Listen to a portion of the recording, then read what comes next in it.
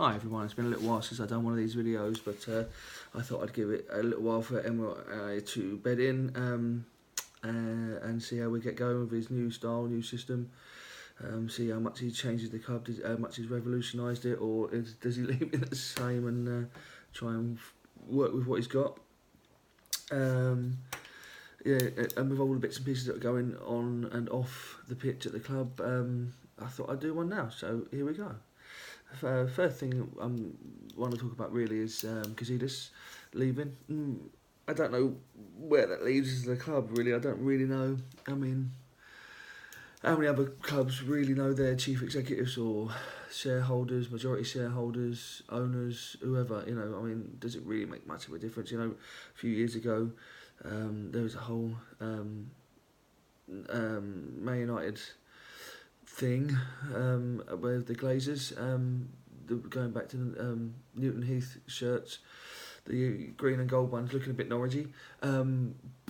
Seems to have died away now, doesn't it? Well, they're still winning trophies. So, you know, there's a bit of a thing for Stan Kroenke and Ivan Gazidis at the club. Wenger's gone now, Gazidis is gone now, Kroenke's staying. Let's be honest about it, he's not going anywhere, not for a long time. So, there's not much we can do about it really. If it affects you that much, I suppose, as a fan, you don't go. But you know, that's not going to happen, is it? Because it's our club. We love our club. We're going to go.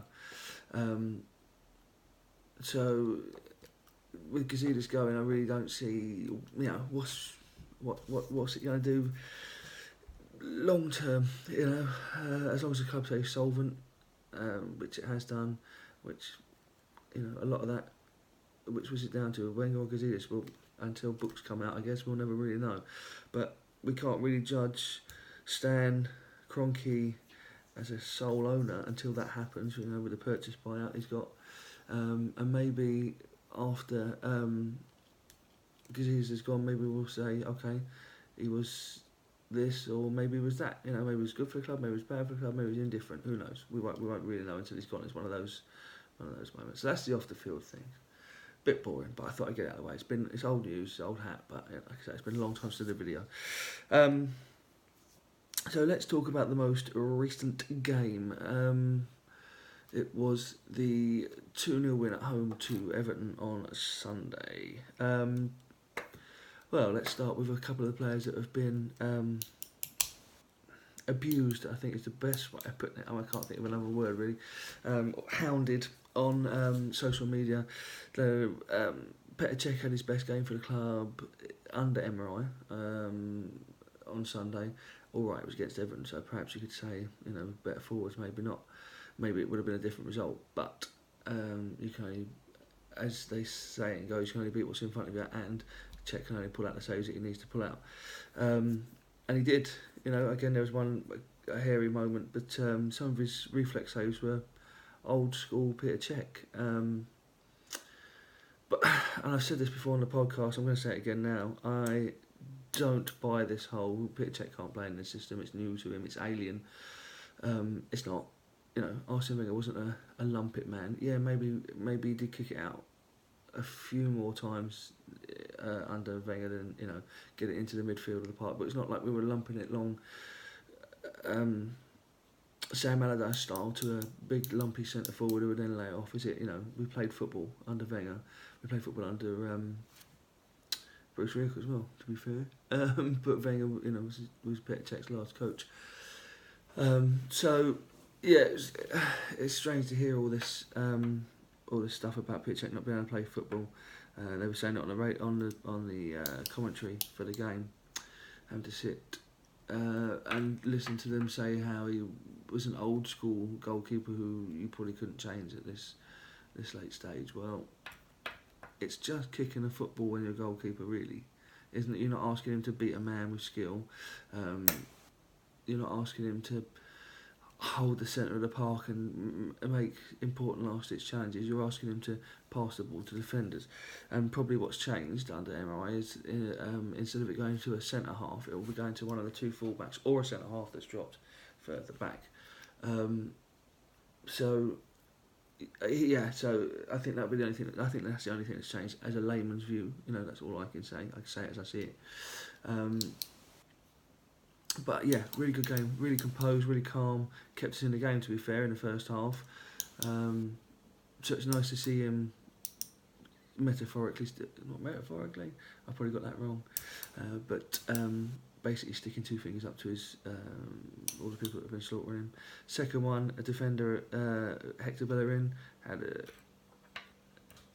had an okay game. Still needs to work more, but there are flashes of what he was like when he came back through the first time round. Crossing, it was a cross that led to Monreal's shot. Aubameyang, I thought Aubameyang could have taken a shot there, in the first half, but he laid it off to Monreal, who Pickford made a great save on that one. But Bellerin, yeah, I thought he did all right, okay, but he's getting there. Maybe he's being coached better. He says he is, so and getting back to that, Petr Cech coming out now this week and saying it was play the Arsenal way. Result is secondary under Arsene Wenger. Now, Petr Cech's got no real loyalty to Arsene Wenger. Yes, he signed him as a free transfer, but I think he was always going to come. He didn't want to leave London or whatever, and it was a bit of a no-brainer. So he's got no real loyalty to him there. So, but for him to say that after working with him for 3 years, you got to think to yourself, okay, well, I think he's probably got a point, and I think deep down, even people like myself who were staunch Wenger supporters, maybe not all the way to the end, but right up close to it, need to hear that from one of the squad members that he lost his way a little bit, and that's what Unai's going to have to change. That's what he's having to take away from this game, from this squad, is the we'll just get to play as we want to play, and we won't worry about the opposition. We'll just play the Arsenal way. It should be the Arsene way, really. So Bellerin, good game against Everton, and Mesut Ozil. Now, the Mesut Ozil thing. I had a Twitter conversation. It wasn't really an argument, it wasn't a spat, it wasn't anything like that, with Adrian Durham, who actually responded to a couple of tweets of mine for a change. Tried to get him involved in the debate. It was getting there, it wasn't just his usual fare. But they put this video up of Jason Cundy saying, I know he's not a bad player. He's technically very gifted, but what's he won? Well, I mean, do we really need to list what Mesut Ozil's won compared to what Jason Cundy's won? No, we don't need to, do we, really?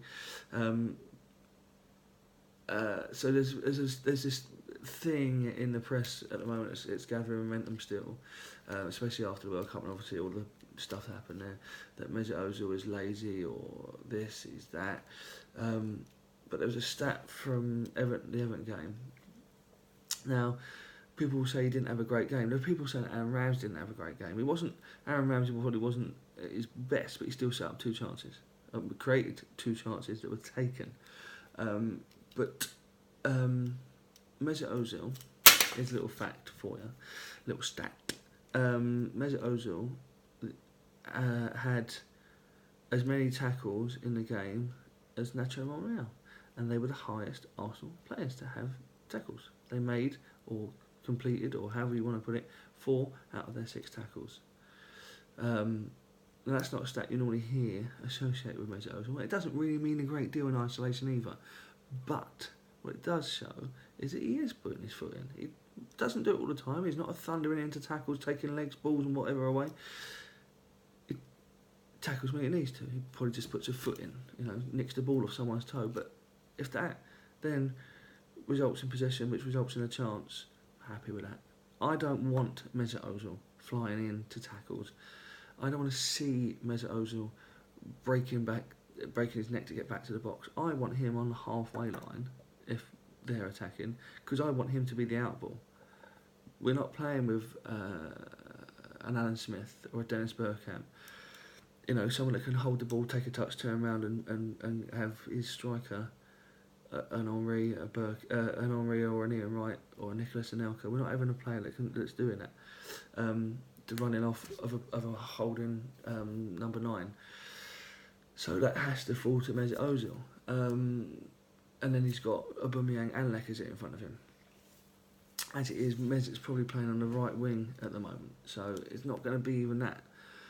That's not going to be his thing at the moment in this formation. But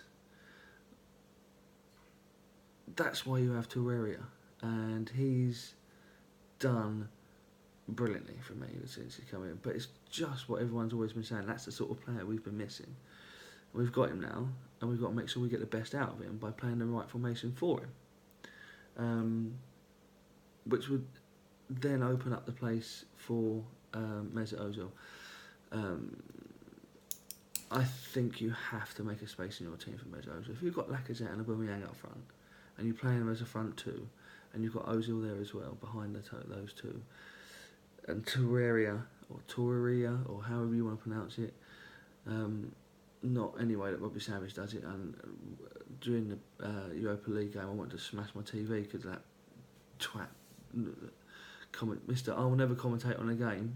Look it up on YouTube. Robbie Savage calls Talk Sport to sort. I think it was John Toshack was in the studio. It was someone. It was another Welshman it was was actually doing the show, because this was before Robbie Savage was ubiquitous. I can't even say it. Ubiquitous. What is wrong with me? All over the media.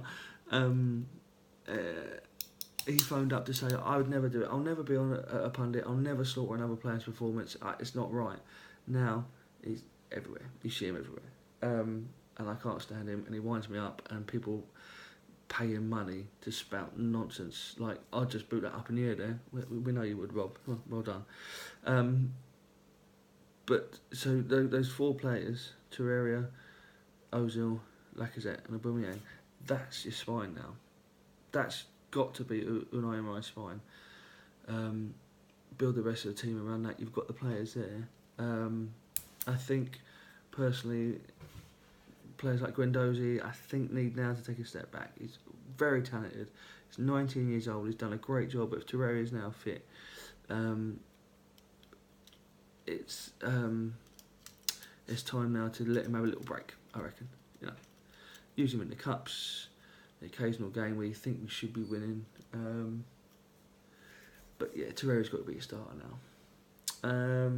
Another thing I wanted to talk about on this one today was how the media, both printed and television, like to portray stats and figures, or they use it to fit their narrative. So against Newcastle, we had lots of shots and not many on target or whatever, and it was sloppy Arsenal.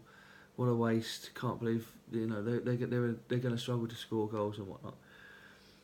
Against Everton had 10 shots on target. 10 shots at goal, not all of them on target. And the way the media spun it there was, Everton great, creating all these chances. All they need is a striker to put them away. It's very strange the way they do it, in terms of what they class as a big club.